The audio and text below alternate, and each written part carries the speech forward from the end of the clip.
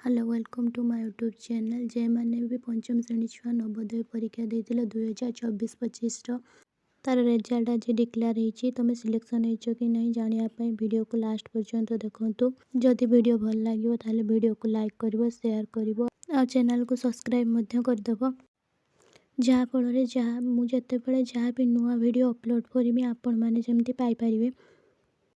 एबे देखु केमी आप सिलेक्शन होती कि नहीं जानवे। प्रथमे गूगल ऐप खोलिए गूगल नहले क्रोम तापर नवोदय.gov.in सर्च मारे तापर सर्च मार सारापर नहले JNV सर्च मारे नवोदय उपरे क्लिक करेंगे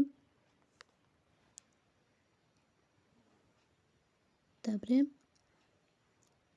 click your to check back the result for class BI-INVST उपरे क्लिक करेंगे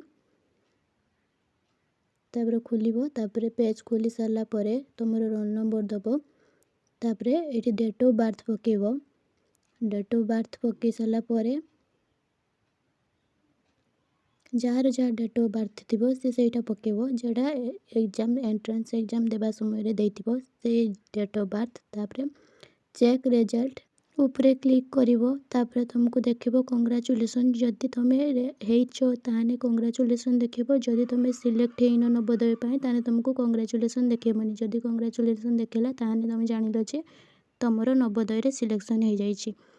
जदि वीडियो भल लागिला ताहले वीडियो को लाइक करिवो शेयर करिवो सब्सक्राइब करिवो। Thank you.